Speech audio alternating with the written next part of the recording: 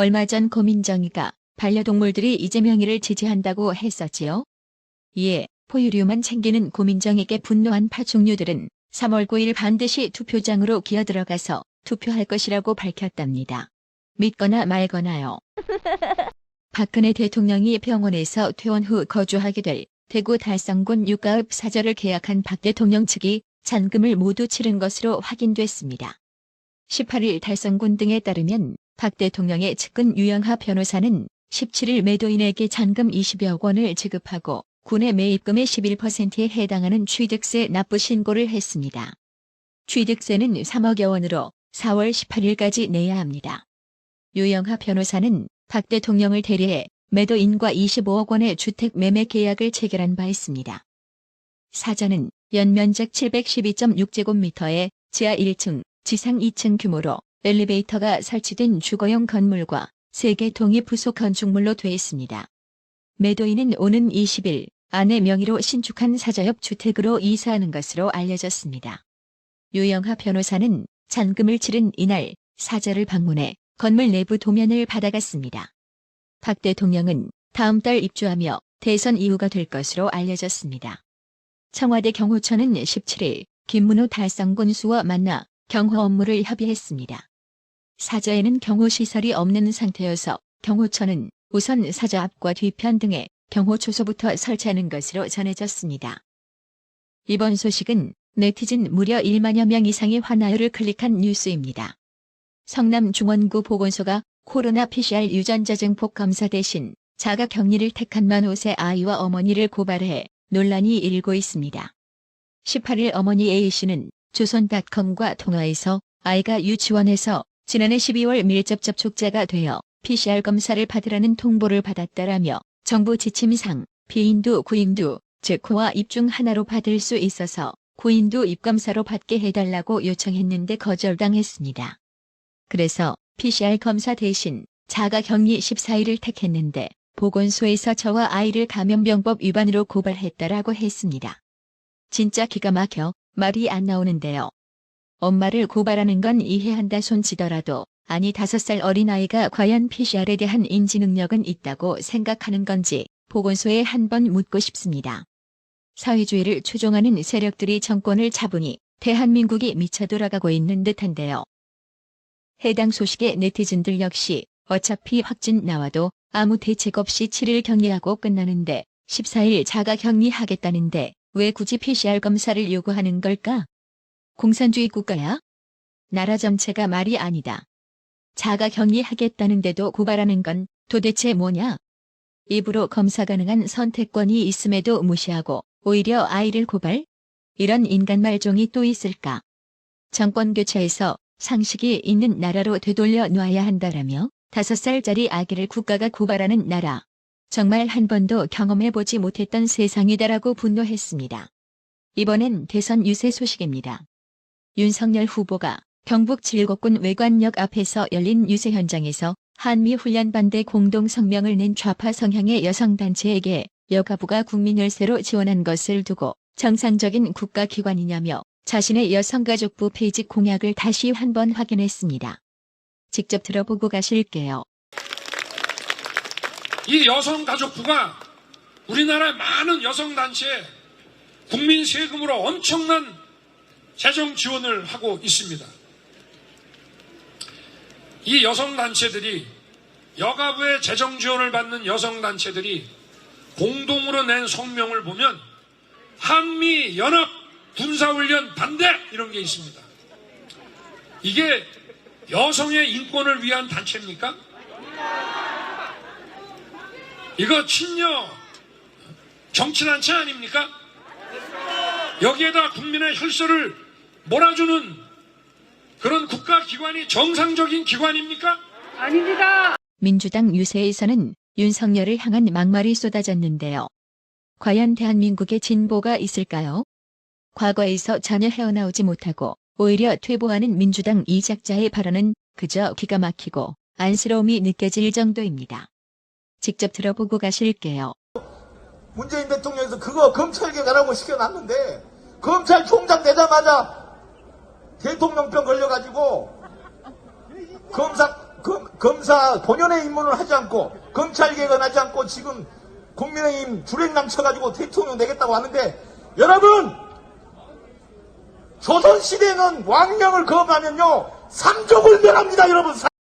이에 국민의힘 박민영 청년보좌역은 자신의 페이스북에 해당 영상을 공유한 후 발언한 사람은 민주당 김승남 의원이라며 윤석열 후보가 검찰총장 시절 문재인을 항명한 걸 비판하면서 조선시대에는 왕명을 거부하면 삼족을 멸했다라고 발언하고 계십니다. 청와대에서 적폐 청산 발언 언제 사과하나 지켜보고 계시다는 그분이 민주당에겐 정말 왕이었나요? 그 발언이 삼족을 멸할 대죄라서 그토록 분노하셨던 건가요? 비판하기도 지칩니다. 여러분이 판단해주세요라고 적었습니다. 그렇습니다. 민주당은 대통령을 왕으로 모시나 본데요. 이런 생각을 가진 민주당 정치인들은 민주주의 따윈 사치고 오히려 봉건 왕조 시대에 더 적응을 잘할 듯합니다. 인구 114만 명 도시에 복합 쇼핑몰이 없다? 지금 광주 복합 쇼핑몰이 없다는 사실이 윤석열 후보 입을 통해 알려지면서 국민들에게 뜨거운 관심사로 부각되고 있는데요. 지난해 7월 무등일보가 여론조사 기관 리얼미터에 의뢰해 광주 시민 816명을 대상으로 한 여론조사에 따르면 58%의 응답자가 복합 쇼핑몰 적극 유치에 찬성한다고 했습니다. 유치하면 안 된다가 10%, 노력할 필요 없다가 24.3%였습니다.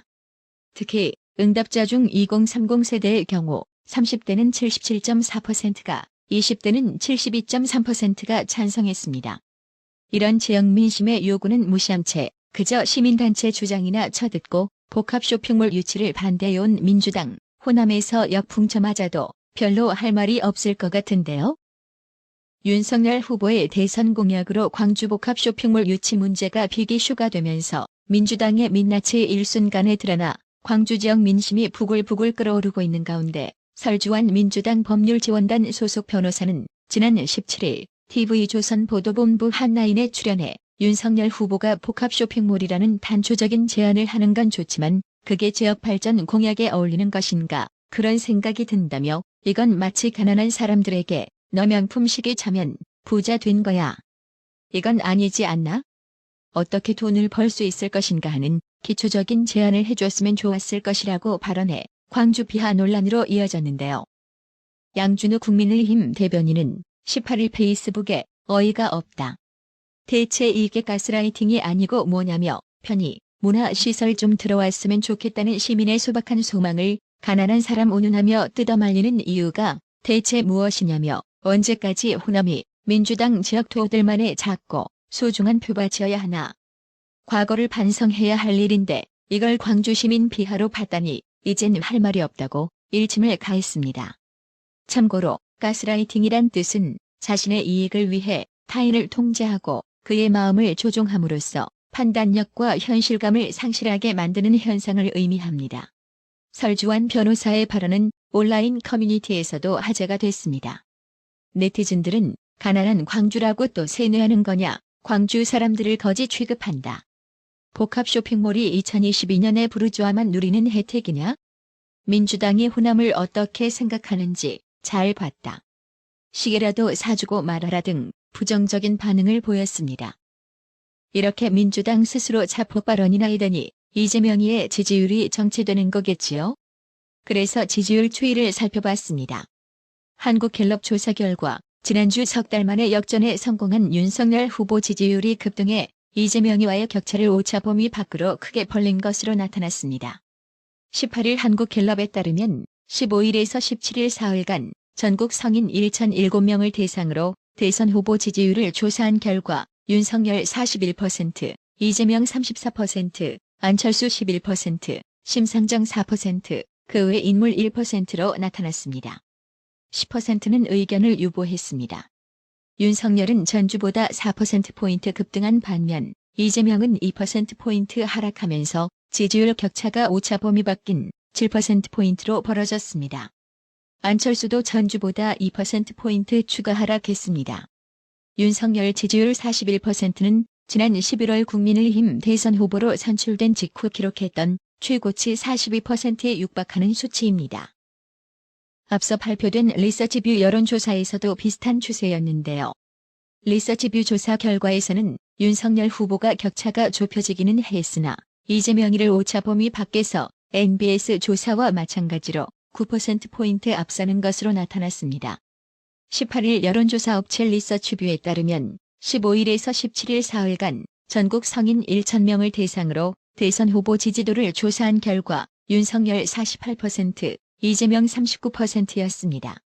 안철수 7%, 심상정 3% 순이었습니다. 윤석열은 전주와 동일한 반면 이재명은 3%포인트 오르면서 지지율 격차가 전주 12%포인트에서 금주 9%포인트로 좁혀졌습니다.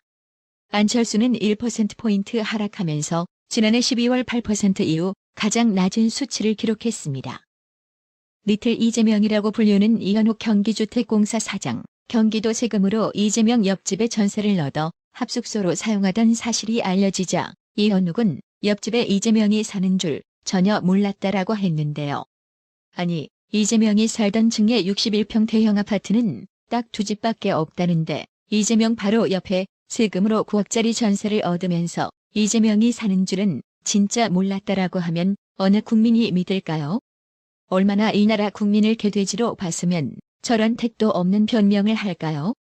김회경 측은 배시조차도 샌드위치 30인분 조밥 10인분에 기겁하며 기생충이 사는지 모른다고 할 정도였는데 이제서야 그 많은 음식 배달 누가 처먹었는지 퍼즐이 쫙 풀리는 순간입니다.